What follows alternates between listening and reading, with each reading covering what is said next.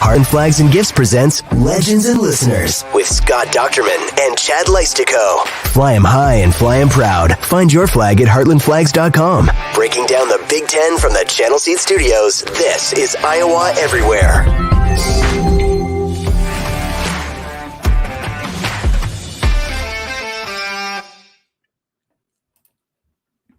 Hey, Hawkeye fans, Big Ten fans, and Iowans everywhere. It is episode 31 of Legends and Listeners here on the Iowa Everywhere Network and live on this Tuesday from the Channel Seed Studios. A little earlier than usual, Scott Dochterman, Chad Leistikow here, Des Moines Register, Scott Dochterman of The Athletic. We're a little early for a few reasons. First, the Big Ten's men's basketball tournament actually starts Wednesday, but the Hawkeyes play Thursday. We didn't want to have such a short shelf life going into the Hawkeyes' first round game. And also, it gives us a chance to kind of have fresh eyes, fresh thoughts about the Big Ten women's tournament while it's still fresh in our minds. Scott, the Iowa women's basketball machine keeps producing great content, great discussion points, great TV ratings. Today it was announced by CBS that Iowa's 94-89 overtime win over Nebraska was the most watched conference tournament women's basketball game ever on any network. 3.02 million viewers and peaked at almost 4.5 million viewers in overtime, Scott. Those are monster numbers, man. And, that the whole game, the overtime itself, when 4.5 million people are watching, also produced amazing moments. You had Kate Martin's 3-pointers. You had Caitlin Clark's step back three to put Iowa in front with a minute to go. And then, of course, Gabby Marshall's iconic shot block that I think was the moment of the tournament. Yeah, and it was just unveiled today from BTN that the highest rated women's event ever was the semifinal Iowa-Michigan. And before that, the highest rated one was Iowa-Penn State. So it just continues to be a machine, as you said, in so many different areas. I mean, the machine of fans filling it up. And it was kind of a little bit comical at times. I thought, when I'd hear about how wonderful it is that all these people are coming to watch the Big Ten tournament, they're there for one team. We know why. If Iowa wasn't there, or if Iowa was an 8th seed or something like that, let's not pretend that this is just everybody loves Big Ten. It's everybody loves Iowa and Caitlin Clark and the way that they had to do it. I mean, Chad, we've run out of superlatives back in like November for this team and for the following for it and everything like that. But they just continue to impress me, because no matter the adversity, and you had a great column the other day about the short turnaround on spring forward day, and they're still playing an early game after playing an afternoon game the day before. And yet they're able to hold their poise. They're down in regulation. They look like they're going to lose. A couple of times they had Caitlin Clark had maybe the worst half she's ever had in the first half, 4 points. And then, let's just go ahead and score 30 the rest of the game. And it was just yet again, they just continue to amaze us, Chad. And I think in some ways, I try not to feel this way too often when it comes to sports, but I feel privileged to have witnessed this era of Iowa women's basketball. Yeah, well said. I was thinking the similar thoughts sitting there in Minneapolis. I mean, my colleague Dargan Southard and I, for 2 of the 3 games, got courtside seats, like literally courtside seats. And you're like, my God, I've got a courtside seat to the most exciting player in women's basketball history. And we're not fans, obviously, but a lot, both of us have kind of a responsibility. I mean, we're kind of recording history here. This is stuff people are going to read for a long time to come about this team, about this player. And again, like you said, I mean, these magical moments, like so many of these just keep happening for this Iowa women's team. Like that game itself was kind of iconic for me. I mean, it was they were down 8 and Nebraska had the ball with 2.5 minutes left in regulation.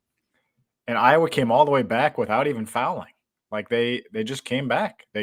What was remarkable, which I didn't write about, was Nebraska misses the 3. and Caitlin comes down, hits a three. They get a stop, and they score almost immediately again with just an unbelievable pass. If you watch the Tim Legler breakdown, it was the pass to Hannah Stolke on the break where she hauls it in, puts it up with her left hand, and all of a sudden 5 points just like that. Like, that's kind of like the greatness of Caitlin Clark too. She knew the time score situation and that Iowa had to have points in a hurry. It wasn't like, let's pass it around, try to get a good shot. It's like, hey, time's running out, not panicking. I'm just going to make 2 amazing plays, and we're right back into it.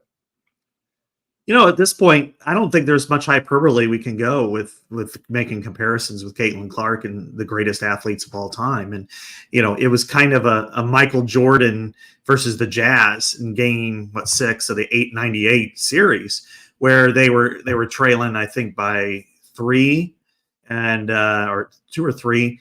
And he has a layup, strips the ball from Karl Malone, then hits that shot where he just kind of hung for a while. That was kind of like Caitlin Clark in this game late when, again, they're trailing. They are, when it was an 8-point lead for Nebraska, I just kind of went, okay, this might be it. Nebraska, kudos to them. They're playing their butts off. But to will the team back after all the baggage of the first half, which was she just looked terrible. She looked like she was pressing. She looked like she was trying to do too much, and the team responded in the same fashion. And yet, when it all mattered in the clutch, she came up with those shots and then those passes. And then to piggyback off of that, why would you leave Kate Martin open? Why? Read 3 times. Yeah. Kate talked about that afterwards. It was pretty funny, actually. She's like, I was like, I couldn't believe they were leaving me open. I just made sure my feet were behind the line and took a shot. But it was clear. Nebraska's strategy was clear. They wanted to stop Caitlin Clark. And because Hannah Stolke had such a great game, she had 25 points, a very quiet 25, and 9 rebounds. They had to defend her too underneath. And so they had to leave somebody open. Kate ends up hitting just a monster 3 to pull within 77-75 late. And then of course Iowa gets the stop. Caitlin gets the bucket. And then, as you said, make with a Jordan comparison. I mean, she gets that interception in overtime. Yeah. It's one of those things. If you had more than one question, I would have loved to have asked her about that, as a defensive back, or whatever. And she picks off that pass. Just another one of those moments where she just anticipated it. She anticipated the pass exactly where it was, made the interception, got fouled, put the 2 free throws down. And then it was, Gabby Marshall block and Hannah Stolke rolling in the free throws to kind of seal the deal. The Hannah Stolke, the free throw she made where it rolled around the rim, that was that was another one of those oh my God, this is the perfect storyline. This has been a story all season long. Gosh, Hannah Stolke's got to improve those free throws. And, it kind of rolls in. She gives a smile, and the team's smiling. And it's like, man, these are powerful, emotional moments that the fans also can embrace and experience and cherish and remember forever. Right. Because these moments they're just not mandated. They just don't happen. They're not going to, you can't have the same thing in 2 years or 5 years. And it could be a while before this happens again for Iowa. And it's certainly not with this team, with this momentum, with this, incredible player leading the charge. And so I think most of their fans, especially the hardcore fans, appreciate the moment for what it is. That this is such an incredible team and this is the first time in my lifetime, Chad, where you have a team that from Iowa that with incredibly high expectations, and it's meeting them. It's meeting them through the course of the year. We've had football teams where they've had high expectations and faltered, or they're the years where people don't expect them to be good and then they are. Men's basketball team, pretty much every year is not lived up to expectations, at least in the postseason. This one is, they still have the tournament to go. I mean, but they're right now they look like a 1 seed to me. But I do look at just the players on the roster and the big moments that they had in this tournament and down the stretch. Gabby Marshall. Now, all of us that decided to drink every time somebody uttered the phrase Gabby Marshall, we all took a long time to recover from our hangovers, because that became like, oh, that's cute. Let's say it every time she touches the ball. But that block was amazing. That was a huge block, getting the ball kind of, it's officially a block and a rebound, but it's it was a steal too. And then getting the foul or getting the timeout, to me, is just what an amazing moment to cap her career. And Sydney Falter, I mean, she's just like that. She's like a football player for Iowa, kind of looks like the 3-star type. And then all of a sudden she's Josie Jewell, she's doing everything. I love that. Yeah. And she's just an awesome player and does everything. I mean, had 11 rebounds and 11 points in that championship game. So there's a lot to love about this team and the way they're playing and the way they're competing. And to pull that out, it is it's a moment that will be put in a time capsule, I think.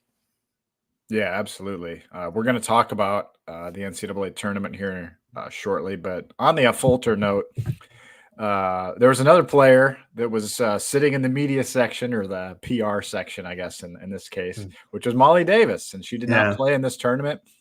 Fulter gets the 3 starts, makes the all-tournament team. Only a 5-player all-tournament team. She gets one of those spots. The other, obviously, Caitlin Clark was the other Hawkeye on the team. And, she was amazing. A Fulter, 18 points, a career high against Penn State. Nearly had a triple-double in the second-round game, her semifinal game against Michigan.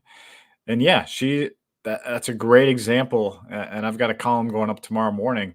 But a great example, Scott, of the development of the players on this team, because they lost Sonano, they lost Warnock, brought in nobody in the freshman class that was a contributor, brought in nobody in the portal, and yet they finished 29-4.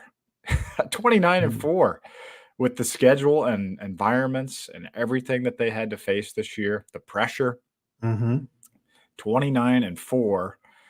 And this is one of my favorite lines in my column. I'm not going to have it word for word, but all 4 teams that they lost to this year, Scott, they also beat this year. Yeah. So no single team has actually gotten the best of them yet this season. And so that is remarkable to me, that they went through this whole season. Yeah, they had a couple stumbles, but the expectations, I thought, were like way too high to begin with. But they actually, with player development, Stuelke, Fulter, Molly Davis improved. Kate Martin nearly doubled her scoring average this year. And then Caitlin Clark was better. Yeah, right. She's better than she was last year when she scored 1,055 points. She has 1,054 already going into the tournament. And needs just 56 to break Kelsey Plum's single season record. So what I'm saying is, and then you throw in Feuerbach, who had the ACL last year. Right. You throw in Taylor McCabe, who wasn't a year-to-year development. This has been like month-to-month development where she's finally ready to contribute. And so kudos to Jan Jensen, Lisa Bluter, Raina Harmon, Abby Stamp, Janie Fitzgerald, Tania Davis. All of them really deserve a lot of credit for the development, the patience, getting the most out of this team, because 29-4 is a huge accomplishment. Absolutely. I mean, to go into this season, I think that some people who didn't take the perspective that they should, like almost expect them to win every game. But I will say this, that every loss has been a learning opportunity for them. When they played Kansas State and lost early in the season at home, that was a wake-up call. They can't just allow, here's the ball, Caitlin, go do your thing. I mean, whether it was Kate Martin and Gabby Marshall weren't really playing well. And then inside, I don't even think Hannah Stuelke played. And they needed a wake-up call, the older players, to say, we need to step up too. We can't just hand the ball to Michael Jordan and let her do her thing. And then, the late game kind of collapses, if you will, against Nebraska and Ohio State. They learned from them. Indiana was hey, even nights where you're okay, if you're playing against a really highly motivated team on the road, that one to me is almost this is what happens in basketball from time to time. You played against a good team, highly motivated. They had their own sellout, and they've been pretty good for the most part. So, but they've learned from them. As you said, they've beaten all these teams, and to go into every single environment like Taylor Swift or the Beatles or whatever, and come away and play as well as they have. And for, Caitlin Clark has had one bad half really, and the rest of it, but she hasn't had one of those things where it was 2 of 19 for 8 points. I mean, she scored 34 the other day. She had 12 assists. Even if she's pressing, even if she's not, her shot is short, she still finds ways to score, and she still finds ways to win. It's probably the most impressive feat I've ever witnessed at covering an Iowa sporting team for a while, in my duration anyway. Well, it is a little premature to order an Indiana Fever flag, but March Madness is a perfect time to hit up Heartland Flags and Gifts, which have amazing inventory and the firepower to produce just about anything you want. They offer nearly every sport, every team, and every flag. And great news, they offer free shipping anywhere in the U.S. as well. Visit them online at heartlandflags.com or in-store at 3719 Southwest 9th Street in Des Moines. It's a really fun store to browse around. You could be there a while. So, yeah, not yet the WNBA, but we are, Scott. There's definitely no more than 6 games left in Caitlin Clark's career. I'm going to say I feel good that they're going to win the first game. But we might be 2 games away from this being over. This is they've had tense second-round matchups each of the last 2 years. So let's start looking at the brackets a little bit. Charlie Cream has come out with his latest. Right now, he's got Iowa as the number 2 overall seed. I feel like that's probably going to hold pretty firm. The Pac-12 tournaments are over with USC winning that title. Texas, even if it wins the Big 12 title today over Iowa State, I don't think jumps 3 spots right now. He's got Texas is the number 5 overall seed. They're not going to jump Iowa at 2 at this point. So the Hawkeyes are going to be the number 2 overall seed, Scott. 3 at worst, but I don't see that happening, which means you're going to get the number 7 overall seed. And right now, Charlie Cream projects that as UCLA, which is fine. I like that. I have no problem with that. But the thing is about his bracket, Scott, the wrinkle here, and it produces an interesting conversation about what the committee is going to do. Right now, Charlie Cream has UConn as a 3 seed in the same Albany 2 bracket, which could create quite an Elite 8 home court advantage potentially for UConn should it be an Iowa-UConn regional final. What are your thoughts on that? I don't necessarily like that. I don't think that a team like UConn should have that kind of an advantage unless they're a number 1 seed. I think last year it was one of the regionals was in Greensboro. That's fine for South Carolina. But if South Carolina was the number 3 seed, it shouldn't be in that area. I think they should try to make sure that it's fair. And I've had a problem all along, Chad, with the location of these regionals. I think it's ridiculous. I mean, why would you have an Albany in Portland and not a major hub city? Because right, like a Denver. Denver, Atlanta, Indianapolis, Dallas, Phoenix, Chicago, and take your pick, around the country, Kansas City, because there's a lot of fans who want to get there, and to try to now tell Iowa fans who've been amazing in their passion and the way they follow this team that you're gonna have to fly to either Portland or Albany. That is incredibly difficult, and it's too far to drive. So you can't just, like, Cleveland is one of those where you can drive if they make the Final Four. But, it's a long day, but it's a doable trip, but not those. So I think that could be a very difficult matchup. I look at this team right now, Chad, as, it's going to play an 8. An 8 is a team kind of like Michigan State, kind of like a Nebraska. Nebraska's a projected 8. Iowa State is a projected 8 or 9. Yeah. I think 8. So, yeah, those are the types of teams you could face before to even get out of Iowa City. We may not ever have this UConn conversation, but still. Exactly. That's what I'm saying. Like, the end could be really close here. I think people need to prepare themselves mentally for that. Now, I would say that, the first game is going to be a 40, 50-point win. I don't think that'll even be close. And the second game will probably have moments of anxiety, but they've overcome that. And they're playing it at home against a team that they haven't played, that's probably going to be excited and then a little intimidated, and then not be able to handle the runs very well from Caitlin Clark, unlike their Big Ten foes and their rivals like Iowa State. But when you get into the Sweet 16 and it's a true neutral environment, and you're playing against a team, let's say it's USC, or let's say it's UConn, and they have a Paige Buchers, or they have a Juju Watkins, or somebody like that, that to me is where it could be really dangerous.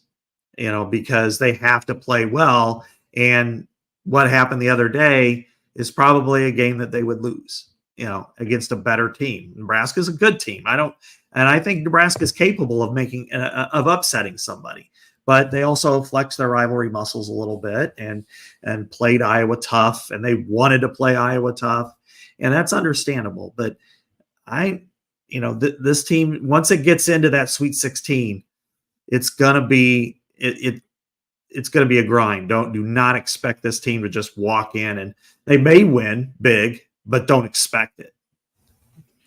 Before we even see the bracket, Scott, what are your thoughts on, I don't know, okay, let me just put it to you this way. I don't want to couch it any other way and tell you where I'm thinking, but what would be the minimum distance this Iowa team needs to go in your mind to kind of, I don't know, cap the season where you walk away feeling like, yeah, that was pretty fun. That was pretty good. Realistically, I think this team is capable of getting upset in the Sweet 16. I do. I don't know how fans are going to react. I mean, they're going to be obviously incredibly disappointed. And then the football / men's basketball crowd that has morphed over to women's basketball is going to, get on Twitter and complain and like they always do. And, the real fans will support them like they always do as well. I mean, then they're the best fans that Iowa has, are the true women's basketball fans, because they support their team through thick and thin. It would be a disappointment for them not to get to at least the Elite Eight. But then again, you want to go, the Final Four is the ultimate destination. Once you reach that level, and whatever happens, happens. But it would not surprise me if they get into a really a difficult game in the Sweet 16 and they get upset, maybe like they did with Creighton a couple years ago. It's hard for me to answer, because I think they've already exceeded my expectations. But it's, as we know, it's all about the tournament when it comes to basketball. Yeah, I was going to say, just in my mind, I feel like getting to the Elite Eight would, I think, be enough almost to, no matter what happens from there. Like you walk away from the season feeling like, wow, that was quite a season. Yeah. We'll see what the bracket looks like. That's just kind of where my mind goes. Like, at least get to the Elite Eight. It's not going to be easy. Mm-hmm. But you've got also you've got the Michael Jordan of women's basketball, the competitive fire. And when Jordan had a team capable of taking his team the distance, he usually found a way. So Mm-hmm. I feel confident that they can get that far.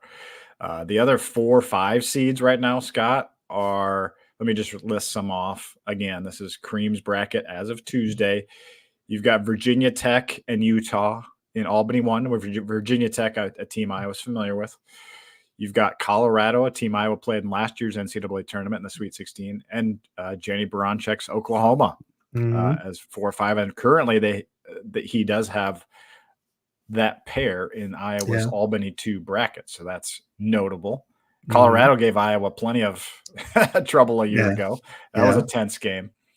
Indiana is a 4 seed. Syracuse is a 5 seed. Gonzaga, which has 2 losses, who knows? They're a 4 seed. And K-State, a team that's beaten Iowa as a 5. So that gives you an idea of those 4-5s. None of this is going to be easy. But I did want to circle back to that UConn question, Scott, because should the committee keep UConn? There's probably a good chance they keep UConn out east, I'm guessing, just because, it's 2 hours away from Stores. Yeah. Going to have a lot of fans there. South Carolina brings a lot of fans. Maybe they do send Iowa west in that case, thinking, well, we can get a lot of fans out there if we have Iowa out there.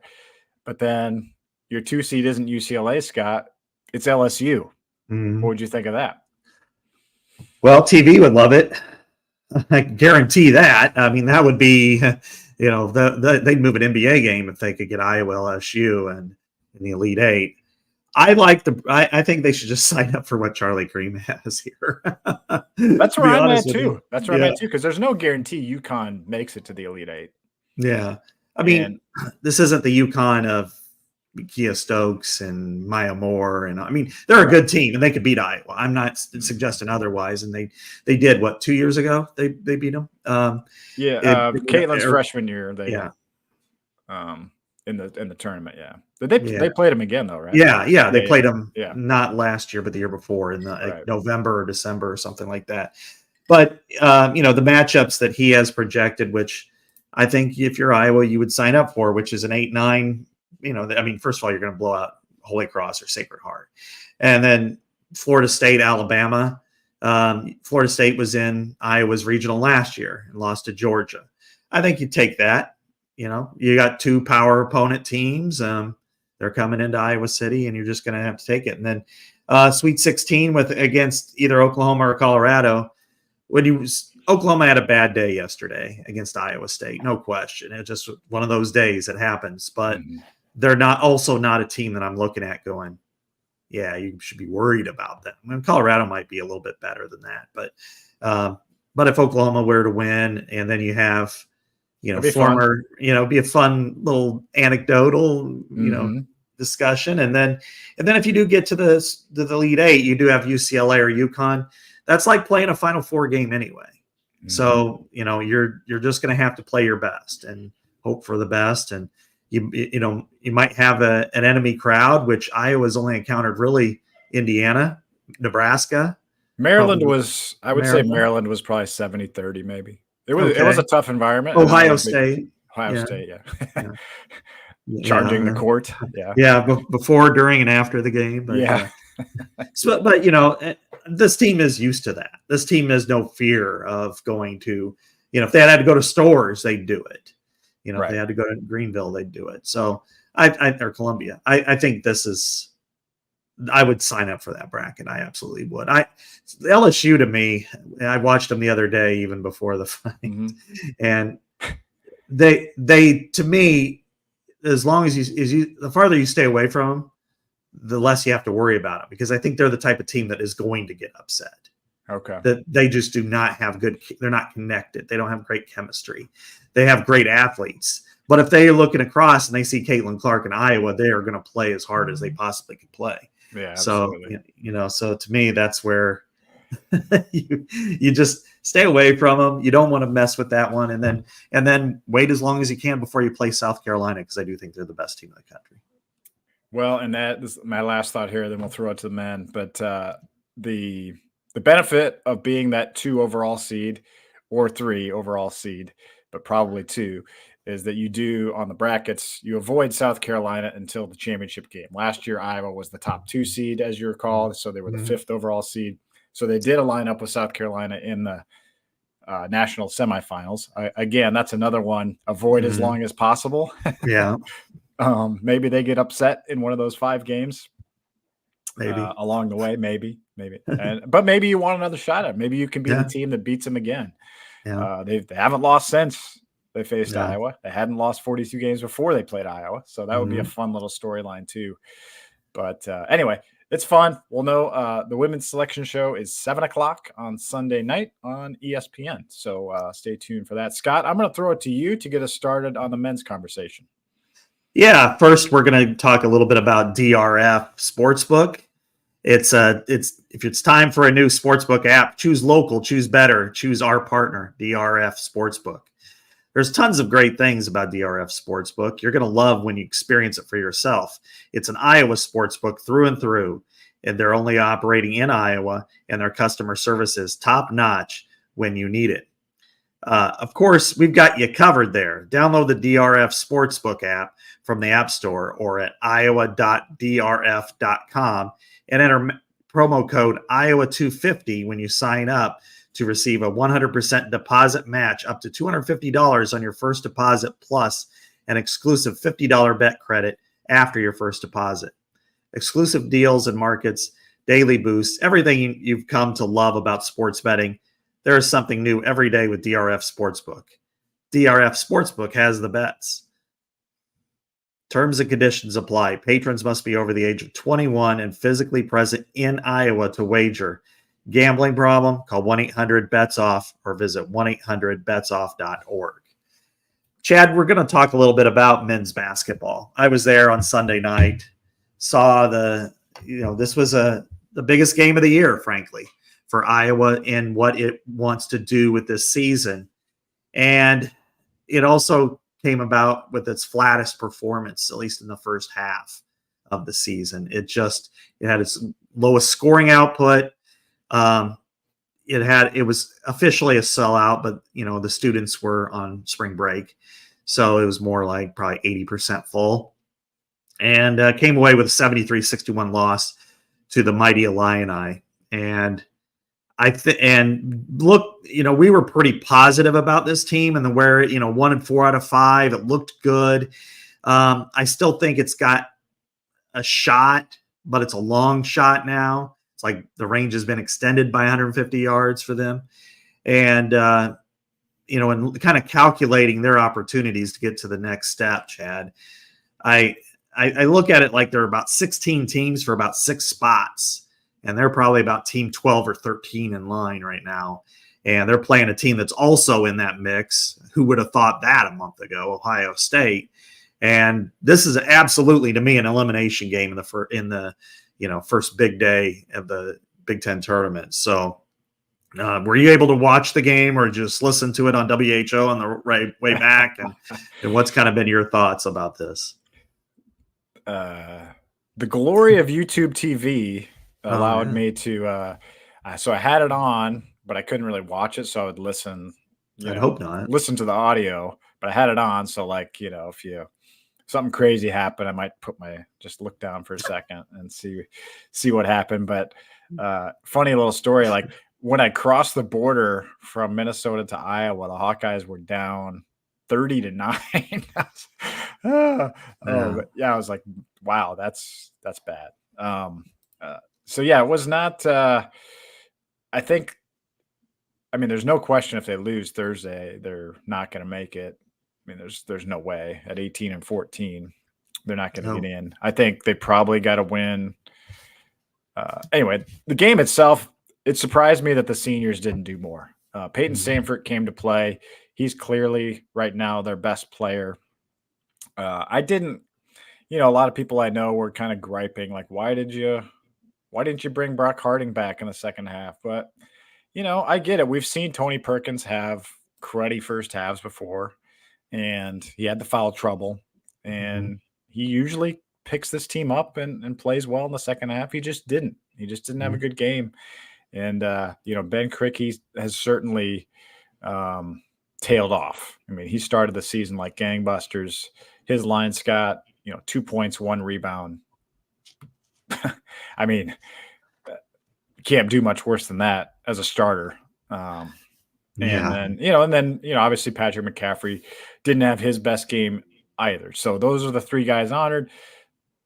You combine for 9 points between those two. Tony Perkins goes 1 for 10 from the floor. So 2 for 16 from the floor from those 3 seniors. So I guess in that sense, the future is a little brighter, but just a kind of an off performance. It happens, but it was terrible timing. It reminded me of last year's senior day game against Nebraska when they had a lot to play for and couldn't even win that home game. Yeah. This one was disjointed.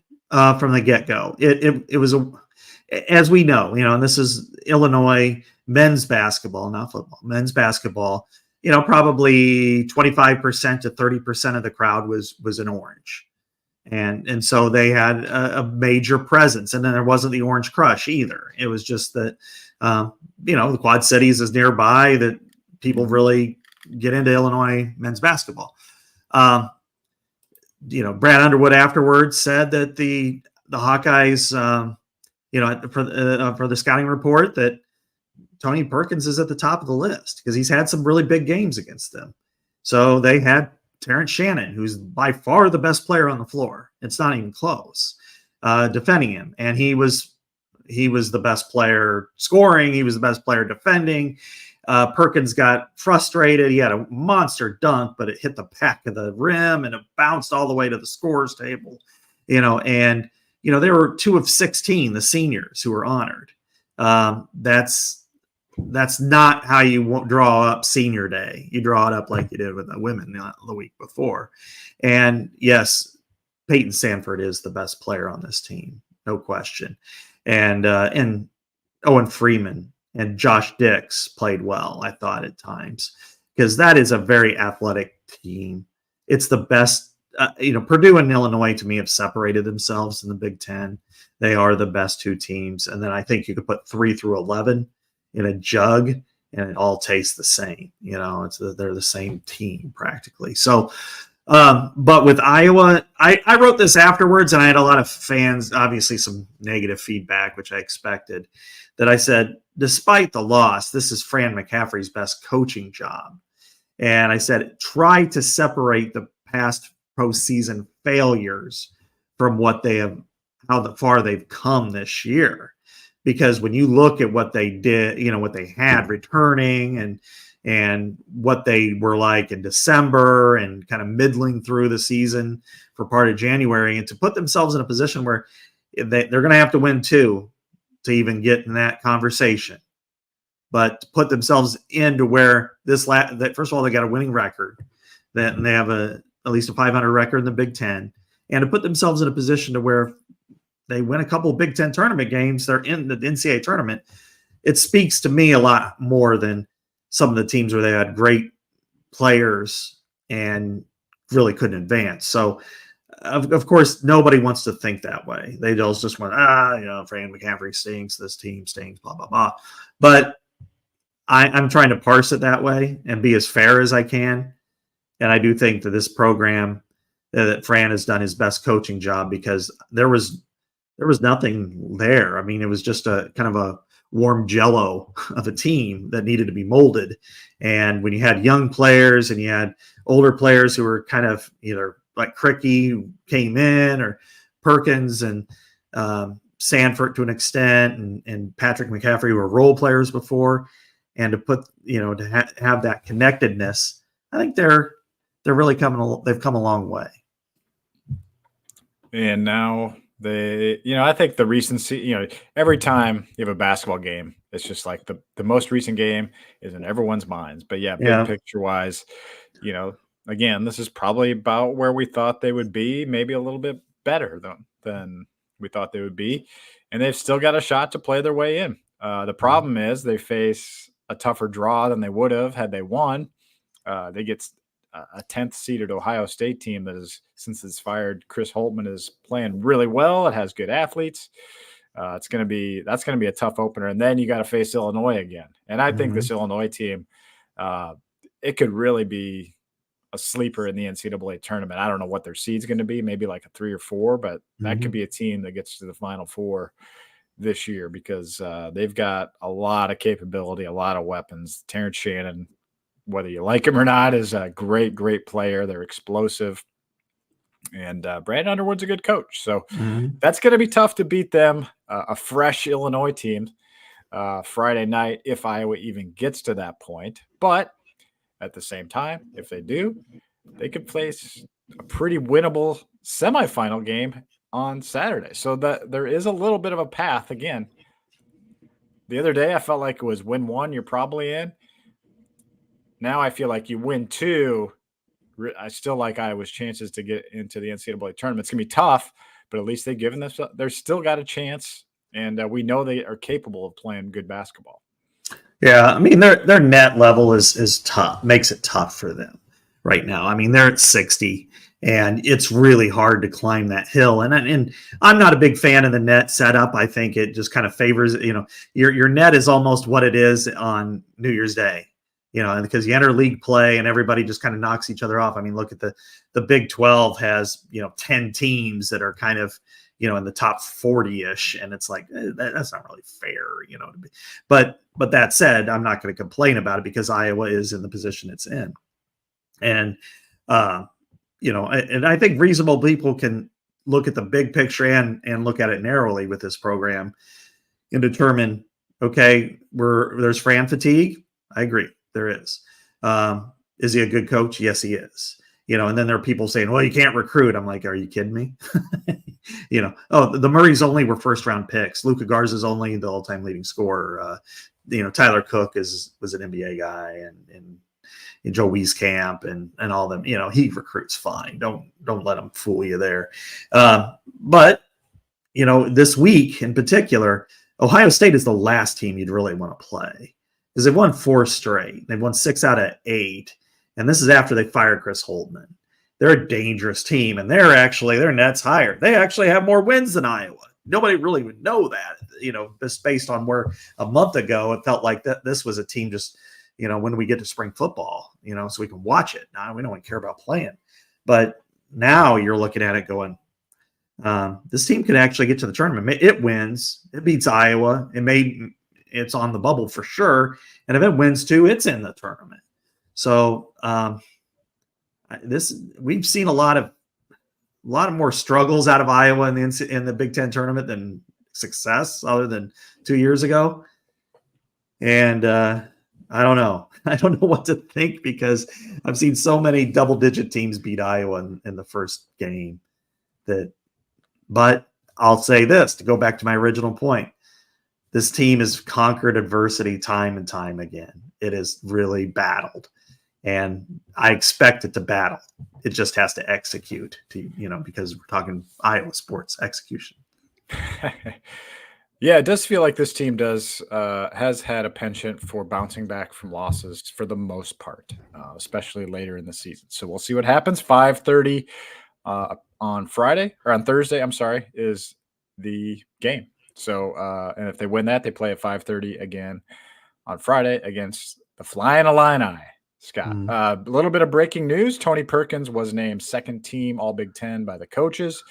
Peyton Sanford, third team by media and coaches. So those are the Hawkeyes string of first team All Big Ten players does come to an end, but still nice honors for both those guys.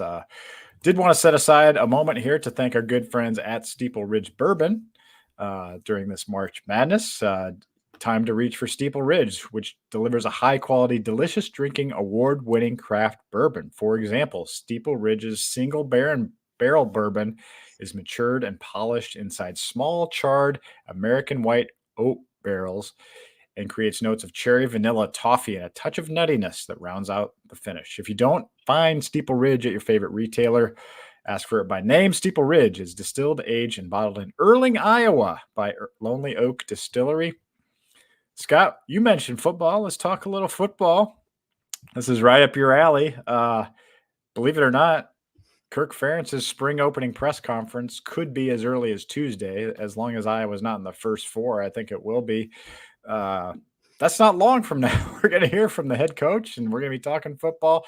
But there's a bigger picture development going on in college football right now. Things are happening fast. Why don't you give our listeners, our legends and listeners, a little update on the latest and an overview of what's going on. Yeah, Chad. I mean, we know what the format's going to be for this year and next year. It's 12 teams in the playoff, 5 teams, 5 champions, 7 at-larges. First 4 champions get byes in the first round, and then there's going to be a first round of teams 5 through 12 that'll be on 4 campus sites. However, when we get into season number 3 in the expanded playoff, that's where the changes are going to take place. And there is a lot of heavy discussion and then there's a lot of fighting, if you will. And so right now, the lean is that there will be 14 teams in the playoff in year 3. And the top 2 teams will get buys. The Big Ten and SEC have proposed 3 automatic qualifiers in each league, with 2 for the ACC and 2 for the Big 12, 1 for the Group of Five's best champion, and then the remainders being at larges. That part seems to me is going to happen. The other part that kind of shows the hubris, if you will, of the SEC and Big Ten that I think is going to get knocked down is that there are expectations that they want the top 2 seeds to only be the Big Ten and SEC champion. And that's not flying very far. I don't think it's flying very far with Big Ten or SEC fans either. Yes, I think there's no way. There's no way they would do that. But are they just like asking for asking for all this so they can compromise and get what they want, really? I think there's a couple of thoughts in play, though, and that is the SEC and Big Ten have to be all in. I mean, because they are among equals. They're first of among equals. They are at the ends of the table. Everybody else is in kiddie chairs right now when it comes to this. And if they're not in, then there is a fear that they will say, well, we're not going to be part of it, and we'll just compete against each other in the postseason, which would wreck the whole sport in my eyes. I don't like it at all. I think if you're Utah or if you're Florida State and you are undefeated, you should have preference. You should have a bye, in Ohio State, if they're 11-2 or whatever, you could be the number 3 seed, that's fine. But I just don't like that thought that, it's like you're owed something, and I don't think the Big Ten or SEC deserve that kind of entitlement. So, of course not. That's right. Silly. But the NFL would never do that, right? It's so dumb. Yeah, it's like, well, the NFC East has all the the teams in the major markets, so they're automatically going to get the 1, and everybody else plays down. But yeah, the Cowboys, if the Cowboys, make the playoffs, they get the 2. That's because they're the Cowboys. Yeah, they always get home games because they're the Cowboys or something. Yeah, but the big picture to me is, what's going on here? What is really going to happen? I mean, the problem, they can't decide on the format in the future, but they need to get the media rights contract ironed out.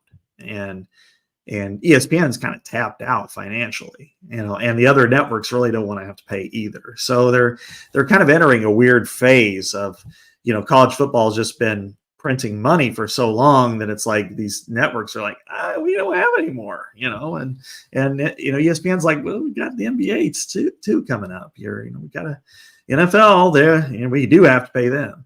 So is 14 just a half measure before they go to 16?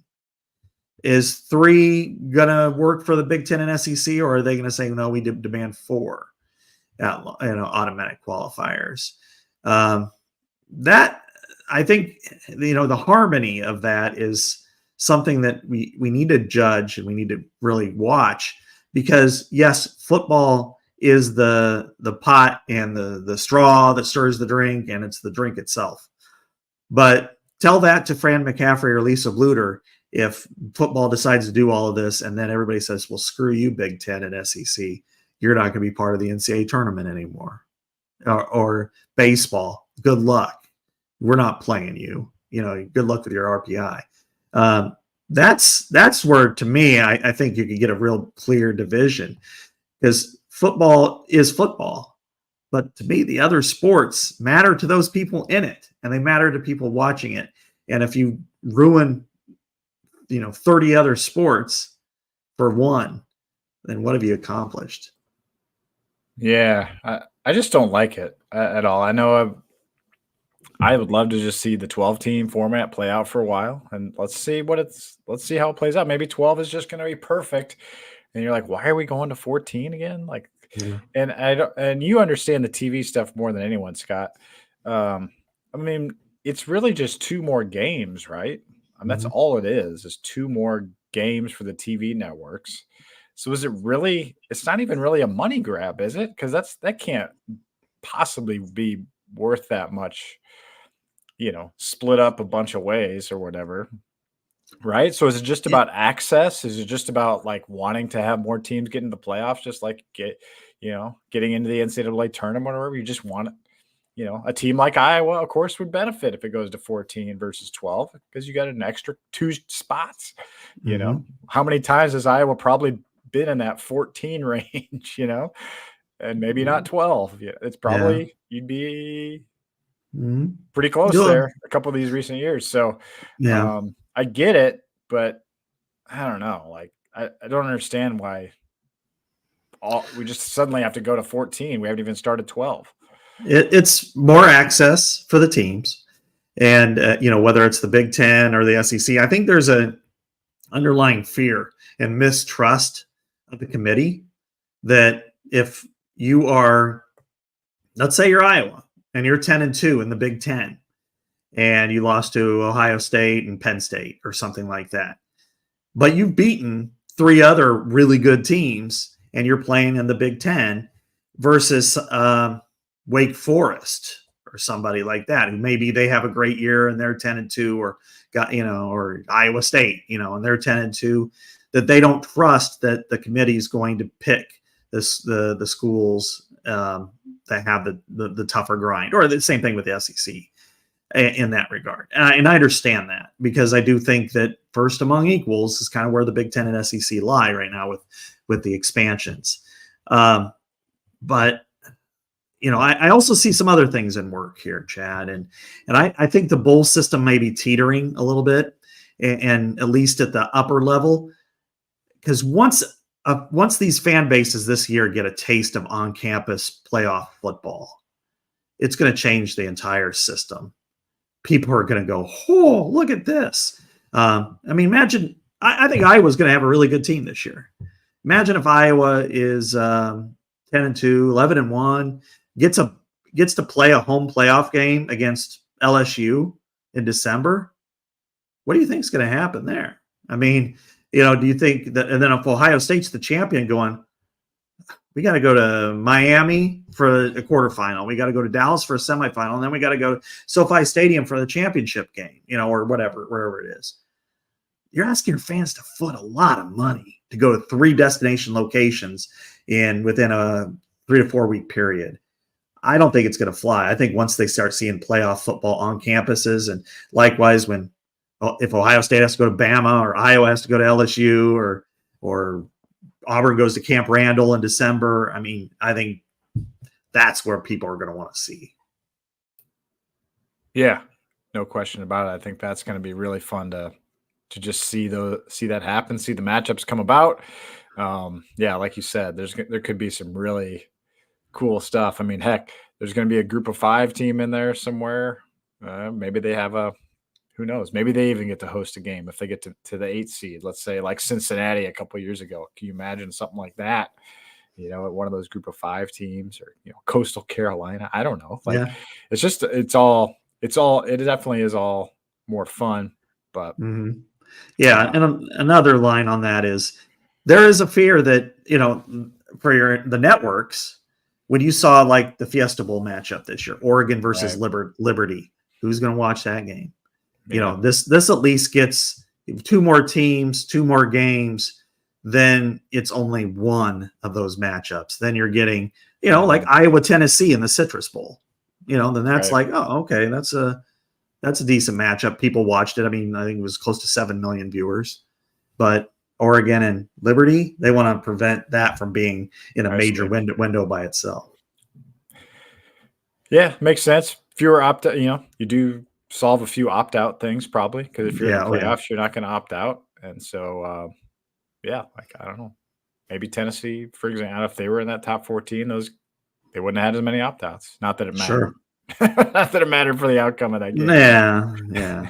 But anyway, I get it, I guess. But anyway, I'm glad you're on top of it, Scott. We'll be hitting football hard pretty soon, but good basketball conversation today. Selection Sunday on Sunday. That'll be fun. Yeah, absolutely. It is one of the more exciting days of the year, Chad. When you get, and whether, it might be disappointment at Carver at 5, and it might be, jubilation at 7:00, but, for people around the country that's when it kind of puts, March Madness into focus. Absolutely. All right. For Scott Dochterman, this is Chad Leistikow. Thanks for joining us on this special Tuesday edition of Legends and Listeners from the Channel Seed Studios. We'll keep you posted on the timing of next week's show. We'll see what happens with the Hawkeye men. Either way, talk to you next week here on the Iowa Everywhere